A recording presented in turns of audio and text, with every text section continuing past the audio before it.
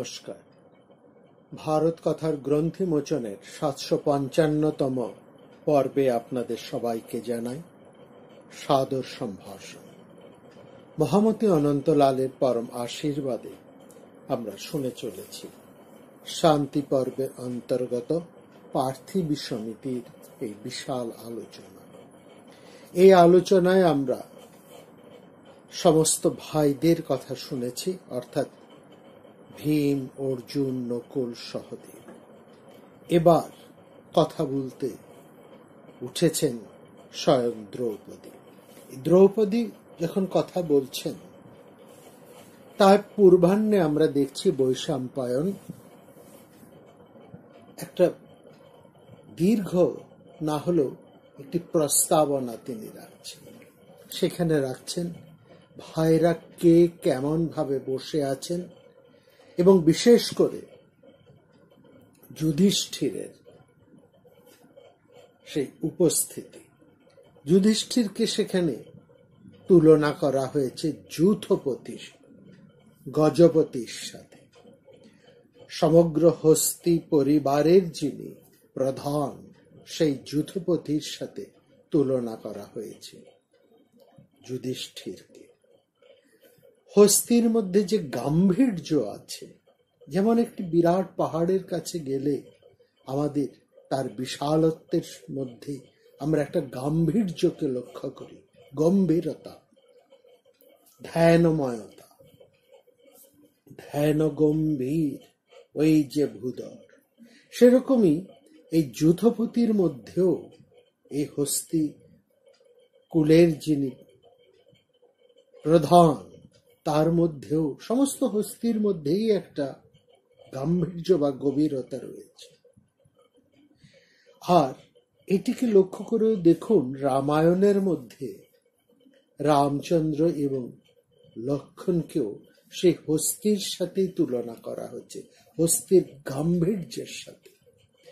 রাম এবং লক্ষ্মণকে দেখে প্রথম দর্শনে মহারাজ জনকের মনে হয়েছে এরা দুজনই হস্তির মতনই সুগম্ভীর, এতই তাদের ব্যক্তিত্ব। এই গাম্ভীর্য, এই গভীরতা ব্যক্তিত্বের একটি মাত্রা। এবং সেখানে এই আমরা পর্বে আলোচনা করেছি, দুই একটি পূর্ব পর্বে, সেখানে আমরা বিশদভাবে এ কথা আলোচনা করেছি। যূথপতি যুধিষ্ঠির সেখানে বসে রয়েছেন, আর তাকে ঘিরে বসে রয়েছেন বাঘ সিংহ সদৃশ্য তার ভাইরা ভীম, অর্জুন প্রভৃতি। যূথপতি হস্তির একটি যেমন গাম্ভীর্য আছে, তেমনি তার দায়ও আছে। এই দায়টিকে তিনি, সেই যূথপতি কিন্তু বহন করে চলে।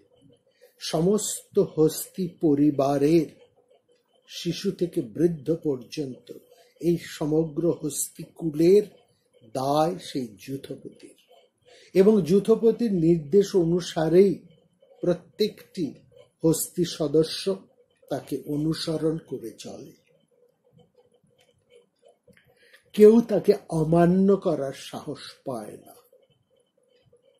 আর ঠিক অন্যদিকে এই যূথপতি যখন তার যূথ নিয়ে এক স্থান থেকে আরেক স্থানে চলতে থাকে, পথ অতিক্রম করে, তখন পথের মধ্যে অন্যান্য যেসব পশুরা, হিংস্র সাপদেরা থাকে, বাঘ সিংহের মতন ভয়ঙ্কর হিংস্র পশুরাও কিন্তু সরে যায়, তারাও এই যূথপতিকে ভয় পায়। ঠিক সমস্ত দিক দিয়েই যুধিষ্ঠির এই যূথপতির মর্যাদা লাভ করেছে। তার গাম্ভীর্য, তার বিশালত্ব, তার গভীরতা, তার ব্যক্তিত্ব এতটাই প্রখর যে বাঘ সিংহের মতন ভাইরা ভীম এবং অর্জুন তাকে অতিক্রম করতে সাহস পায় না। আর তিনিও এই সবার, কেবলমাত্র তার পরিবারের নয়, তার হৃদয় এতটাই বড়, তিনি সমগ্র পরিচিত অপরিচিত প্রত্যেকেরই যেন দায় বহন করে চলেছে। এই দায় বহন করার তার ক্ষমতা আছে বলেই তিনি রাজা। আর এই দায় তিনি বহন করেন ধর্মানুসারে, শাস্ত্রানুসারে, আইন অনুসারে। এখানে কোন অন্যায় নয়, ন্যায়ের পথে। সেই জন্যই সমস্ত ভাইরা তাকে অস্বীকার করতে পারে না, তাকে অতিক্রম করতে পারে না। এবং কেবলমাত্র তার ভাইয়েরা নয়, সমগ্র ঋষিকুল, সমস্ত বিদ্বান, সে যুগে সমস্ত বিদ্বান সমাজ, সমস্ত জনসাধারণ, ঋষি মুনি প্রত্যেকেই চান যুধিষ্ঠিরকে, কেবল যুধিষ্ঠিরকে রাজা হিসেবে। আর ঠিক সেই কারণেই যুধিষ্ঠির বলা সত্ত্বেও অর্জুন কিংবা অন্য কেউ রাজ সিংহাসনের দাবিদার হতে পারেন না। তারা জানেন, তারা তো জানেনই, এই সঙ্গে সঙ্গে তারা এও জানেন যে সবার, সমস্ত বিদ্বজ্জন মণ্ডলের, সমস্ত ব্রাহ্মণ কুলের, সমস্ত ঋষি কুলের, সমস্ত জনসাধারণের প্রতিনিধি, হৃদয়ের প্রতিনিধি হচ্ছেন যুধিষ্ঠির। তাকে অতিক্রম করা সহজ। আর তার বিপরীতে আজকে কথা বলতে উঠছেন অভিমানবতী দ্রৌপদী, যিনি একাধারে রাজ্ঞা, ধর্মাজ্ঞা, ধর্মদর্শী, মহাভিজন সম্পন্না, শ্রীমত্তলায়তলোচনা, যোষিতম্বরা, পরম বরগুণা। সুমিষ্ট বাক্যে তিনি কথা আরম্ভ করলেন। আরেকটা জিনিস আপনারা খুব ভালো করে লক্ষ্য করবেন, যারা কথা বলছেন, যেভাবে বলছেন আর যা বলছেন, তার মধ্য দিয়েই তাদের স্বভাবকে আমরা বুঝতে পারি। তারা কোন ধরনের, কি ধরনের তাদের স্বভাব, তাদের ব্যক্তিত্ব কেমন, তাদের স্বভাব কেমন, তারা কোন প্রকৃতি, সেটা খুব আমাদের কাছে স্পষ্ট হয়ে ওঠে। অর্জুনের কথায় অর্জুনের প্রকৃতি, ভীমের কথায় ভীমের প্রকৃতি, নকুল সহদেবের কথায় তাদের প্রকৃতি আমাদের কাছে সুস্পষ্ট হয়ে ওঠে। আমরা এখন শুনব দ্রৌপদীর কথা। দ্রৌপদ্যবাচ, দ্রৌপদী বলতে আরম্ভ করলেন। কি বলছেন দ্রৌপদী? বললেন, হে পৃথানন্দন, চাতক পাখি যেমন জল পিপাসায় শুষ্ক কণ্ঠে হয়ে জলের জন্য আকুল হয়ে ব্যাকুল হয়ে থাকে, ঠিক সেরকম আপনার ভাইরা চাতকের মতো শুষ্ক কণ্ঠ হয়ে বারবার নানা ধরনের কথা বলছেন, অথচ আপনি তাদেরকে উপযুক্ত উত্তর দিচ্ছেন না। আপনি তাদের কথা, আপনার বাক্যে তারা প্রশংসিত হচ্ছেন না, আনন্দ বোধ করছে না, আপনি নীরব হয়ে রয়েছে। তারা তো নানা ধরনের কথা বলছে। এখানে যাদের চাতক কথা শব্দ হচ্ছে, এরা প্রত্যেকেই চাইছেন যুধিষ্ঠির রাজধর্ম পালন করুন, তিনি রাজধর্ম, রাজ সিংহাসনে অভিষিক্ত হন, রাজ্যভার গ্রহণ করুন। এটাই হচ্ছে সমস্ত ভাইদের একান্ত ইচ্ছে, একান্ত মনোবাসনা। সেই মনোবাসনা কি তারা নানাভাবে প্রকাশ করছেন, অথচ যুধিষ্ঠির নিরুত্তর। বলছেন দ্রৌপদী, মহারাজ, আপনি যুক্তিযুক্ত উত্তর দিয়ে এই সমস্ত মত্ত মহাস্তির মতন চির দুঃখ ভাগে এই ভাইদেরকে আনন্দিত করুন। আপনি কিছু বলুন, এরা যে এত কথা বলছে, আপনি চুপ করে আছেন। আপনি যথার্থ কথা বলে এদেরকে আনন্দিত করুন, এদেরকে সন্তুষ্ট করুন। আপনি তো কিছুদিন আগে সেই দ্বৈত বনে এই শীত বায়ু পীড়িত এই বনবাসী ভাইদেরকে বলেছিলেন যে আমরা জয়াভিলাষী হয়ে যুদ্ধে দুর্যোধনকে বধ করে সমস্ত কাম্য বস্তুতে পরিপূর্ণ এই পৃথিবী ভোগ করব। বয়ং দুর্যোধনং হত্বা মৃদে ভোক্সাম মেদিনী। হে শত্রু দমনকারী, রথীরা রথবিহীন মহাহস্তিগণকে বিনাশ অশ্বরোহীদের সাথে সমস্ত সমরভূমিতে আচ্ছাদন করে যুদ্ধে জয়লাভ করে তোমরা যখন প্রচুর দক্ষিণাযুক্ত মহাসমারোহ সম্পন্ন নানান যজ্ঞ করবে, তখন তোমাদের এই বনবাসের দুঃখ সুখের জন্যই হবে।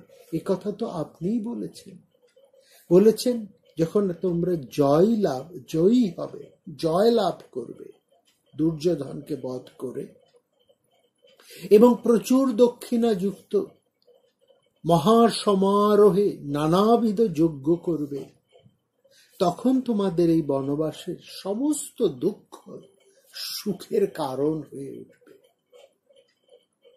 হে ধর্মজ্ঞ শ্রেষ্ঠ, আপনি নিজেই তো আপনার ভাইদেরকে এই কথা বলে আজ কেন আবার বনবাসের ইচ্ছে প্রকাশ করে আমাদেরকে দুঃখে নিমজ্জিত করছেন? আচ্ছা বলুন তো, একজন তেজবিহীন মানুষ রাজ্য বা ধন তো ভোগ করতে পারে না। কাদার মধ্যে যেমন মাছ থাকে না, তেমনি তেজহীন পুরুষের গৃহে তো পুত্রও থাকে না। न क्लिब बसुदं भुंक्ते न क्लिब धनम स्नुते न क्लिबस्य गृह पुत्रा मत्सा पंकैवासते। যে দমন করতে পারে না সে ক্ষত্রিয় কখনো যশস্বী হয় না, আর যে দমন করতে পারে না সে ভূমি ভোগ করতে পারে না, রাজ্য ভোগ করতে পারে না।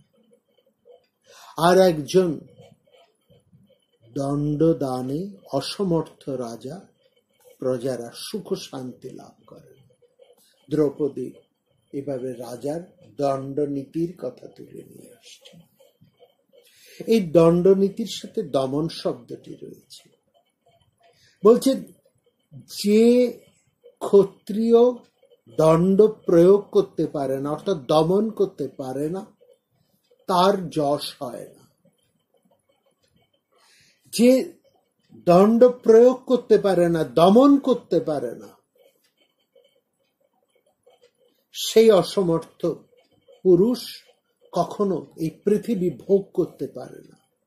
এবং দণ্ডদানে অসমর্থ রাজা তার প্রজাদের সুখ শান্তি বিধান করতে পারে না। না দণ্ড ক্ষত্রিয় ভাতি না দণ্ড ভূমিন স্নুতে না দণ্ডস্য প্রজারাজ্ঞ সুখং বিন্দতি ভারত। আর কে কবে কোন রাজা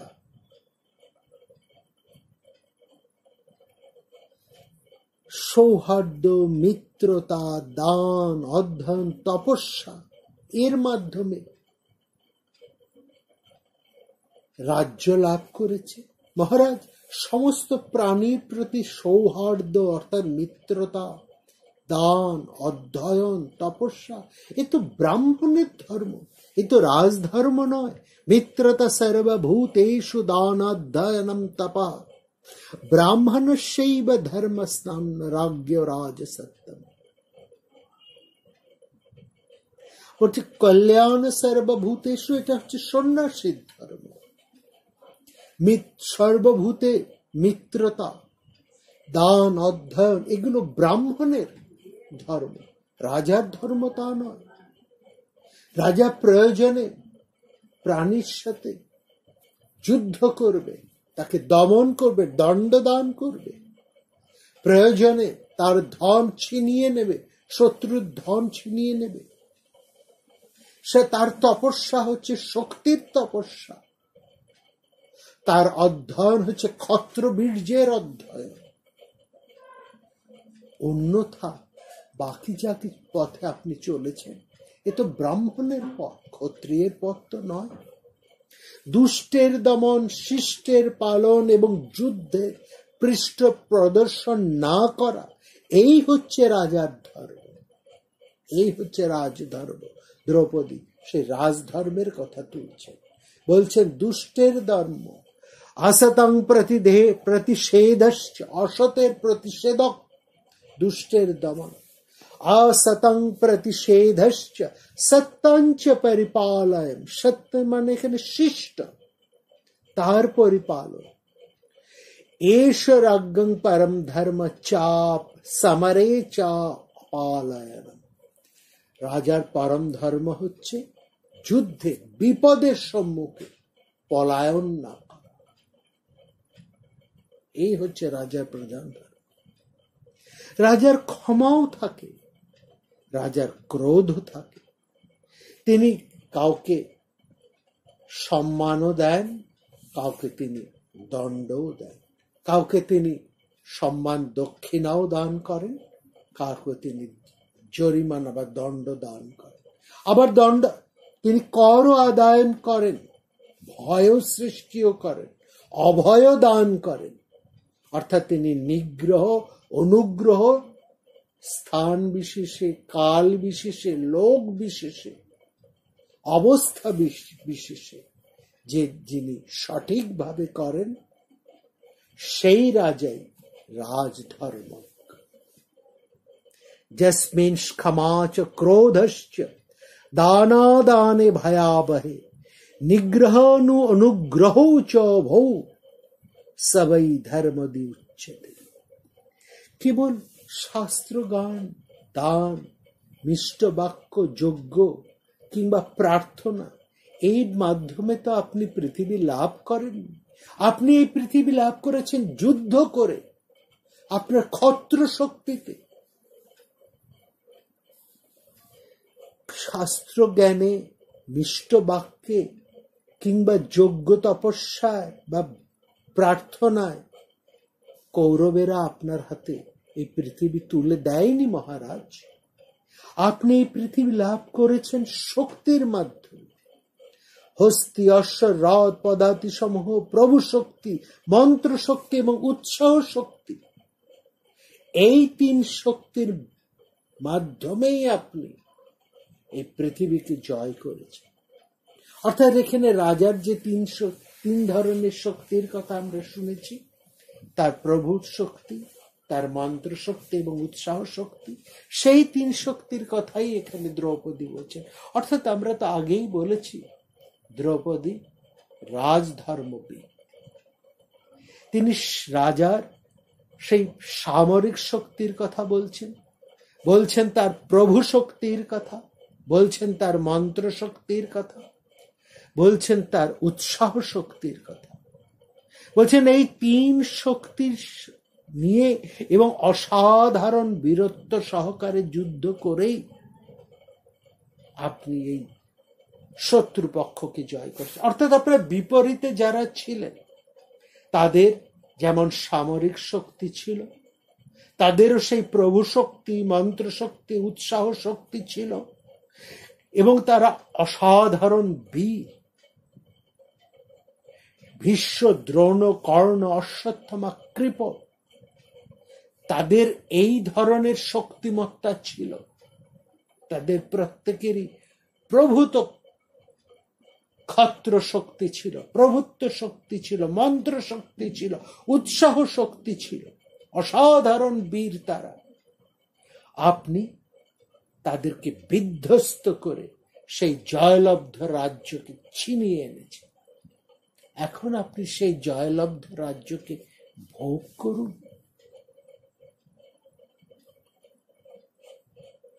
তস্মাৎ ভুঙ্ক বসুন্ধরা, বলছেন দ্রৌপদী, আপনি দণ্ড শক্তির মাধ্যমে এই নানা জনপদ যুক্ত পৃথিবীকে অধিকার করেছেন। সমস্ত পৃথিবী আপনার আয়ত্ত হয়েছে সেই দণ্ড শক্তিতে। আপনি দণ্ডশক্তির মাধ্যমেই নিজের আধিপত্য স্থাপন করেছেন। নানা জনপদ যুক্ত এই পৃথিবীকে আপনি জয় করেছেন। এই সমস্ত অতুলনীয় কার্য করে আপনি সমস্ত বিদ্বজ্জনের দ্বারা প্রশংসিত হয়েছে, তবু আপনার মনে আনন্দ হচ্ছে না, আপনি প্রীতলাভ করছেন না। না প্রিয়সে মহারাজ পূজ্যমান দ্বিজিতাতিভি, আপনি যে দ্বিজ জাতির যারা, যে ব্রাহ্মণের দ্বারা আপনি সদা পরিবৃত থাকেন, তারা তো আপনার এই উৎসাহ কর্ম, এই যুদ্ধ কর্ম, এই পরাক্রম, এই বিক্রমেরই প্রশংসা করছেন, তবু কেন আপনি প্রীত হচ্ছেন না? মত্ত বৃষভ তুল্য হস্তিযুথের সদৃশ্য এই ভাইদেরকে দেখে আপনি তাদেরকে অভিনন্দিত করুন। তারা কি ভয়ঙ্কর যুদ্ধ করেছে আপনার জন্য, কি তাদের অসাধারণ বীরত্ব। এরা প্রত্যেকেই দেবতার তুল্য, শত্রুদেরকে বধ করতে সমর্থ, শত্রুদেরকে এরা সন্তপ্ত করতে সমর্থ, এবং এদের মধ্যে এক একজন আমার সুখ সম্পাদন করতে পারেন, এটাই আমার ধারণা।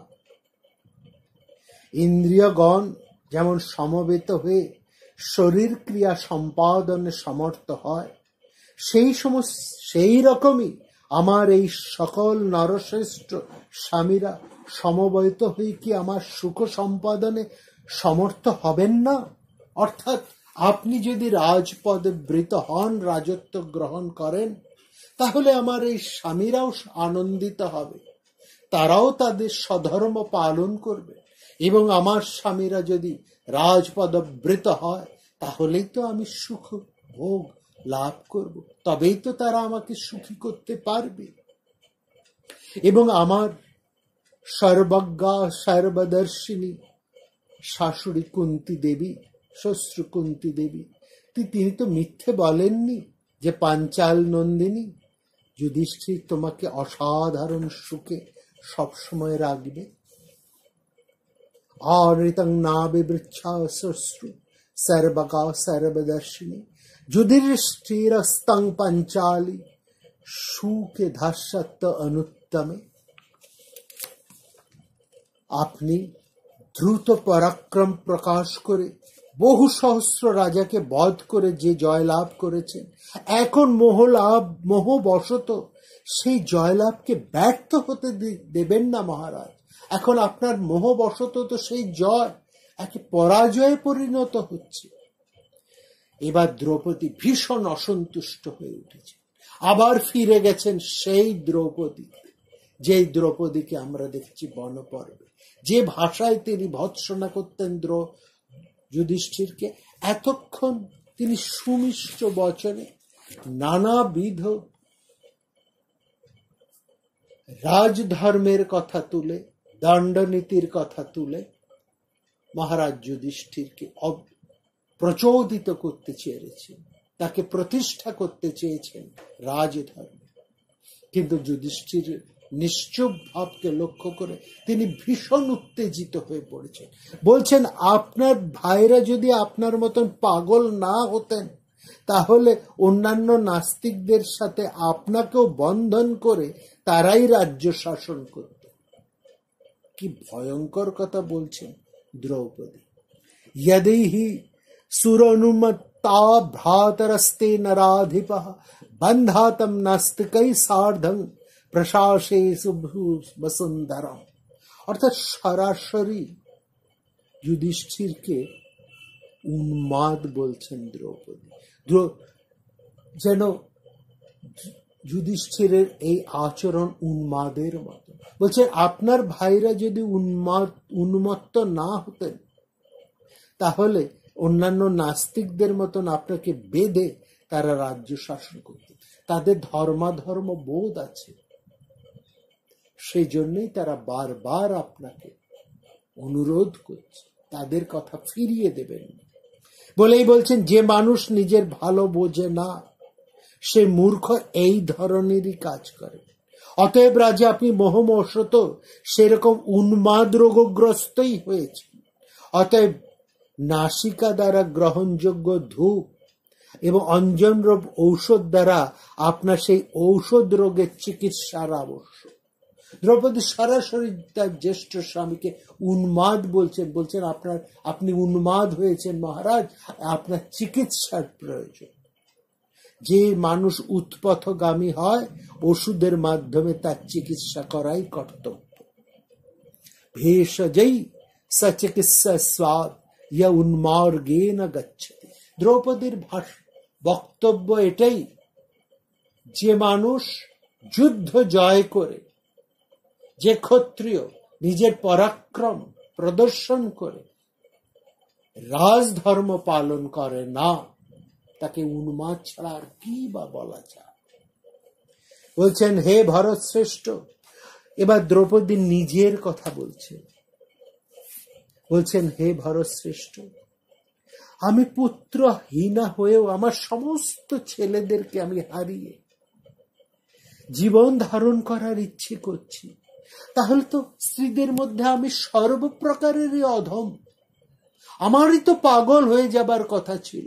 আমি আমার সমস্ত সন্তানদেরকে হারিয়েছি, অথচ দেখুন আমি বেঁচে থাকতে চাই, আমি সেই সুখ ভোগ করতে চাই, সেই ক্ষত্রিয়ের সুখ, সেই ক্ষত্রিয়ের ধর্মই আমি পালন করতে চাই একজন ক্ষত্রিয় নারী হিসেবে। আমি আপনাকে বনবাস থেকে নিবৃত্ত হবার জন্য অনুরোধ করছি। আপনাকে আমরা মোহবিষ্ট বলছি, আমাদের কথা মিথ্যা নয়। আপনি মোহগ্রস্ত হয়ে পড়েছেন, আপনি সমস্ত পৃথিবী ত্যাগ করে নিজের বিপদ ডেকে আনছেন মহারাজ। তন্তু সর্বামহি ত্যক্ত্বা কুরুষে স্বয়ং আপদম। আপনি আপদ ডেকে, বিপদ ডেকে নিয়ে আসছেন। এবার দ্রৌপদী স্মরণ করছেন সেই কৌরবদের প্রাচীন পূর্বজ, সেই বিখ্যাত নরপতিদের। বলছেন, মহারাজ, পূর্বকালে রাজশ্রেষ্ঠ মান্ধাতা এবং অম্বরীশ যেমন নানা গুণে অন্যান্য রাজার প্রিয় ছিলেন, আপনিও সেইভাবেই তাদের প্রিয় হয়ে বিরাজ করছেন। আপনি ধর্ম অনুসারে প্রজা পালন করতে থেকে এই পৃথিবী শাসন করুন, শোকে বিকলচিত্ত হবেন না, শোকগ্রস্ত হবেন না। আপনি রাজর্য শাসন করতে আরম্ভ করে নানাবিধ যজ্ঞ করুন, নানাবিধ মঙ্গল কর্ম করুন, নানা প্রকার সমৃদ্ধিমূলক কর্ম করুন, প্রজা মঙ্গলের কর্ম করুন, সমস্ত রকম হিত কর্ম করুন, শত্রুদের সাথে যুদ্ধ করুন, ব্রাহ্মণদেরকে ধন, ভোগ্য বস্তু এবং বস্ত্র দান করুন। যজ্ঞস্য বিধির যজ্ঞ সৌধর স্বারিন প্রযচ্ছ দদানি ভোগং বসাংসি দ্বিজাতিভ্য নৃপত্যম। দ্রৌপদীর কথা শুনেও যুধিষ্ঠির যখন নিজের সংকল্প হতে এতটুকু বিচ্যুত হলেন না, নিরুত্তর হয়ে রইলেন, তখন যুধিষ্ঠিরের সেই ভাব শিষ্য অর্জুন পুনরায় তার জ্যেষ্ঠ ভ্রাতা গৌরব রক্ষা করার জন্যই আবার বলতে আরম্ভ করলেন। অর্জুন সেই যে দণ্ডের কথা, যে দণ্ডনীতির কথা দ্রৌপদী উচ্চারণ করেছে, অর্জুন সেই দণ্ডনীতির কথাই বলতে আরম্ভ করলেন। অর্জুনের মুখে আমরা সেই দণ্ডনীতির কথাই শুনব এক নতুনতর ভঙ্গিমা শুনব আগামী পর্বে। নমস্কার। প্রাণারাম প্রাণারাম।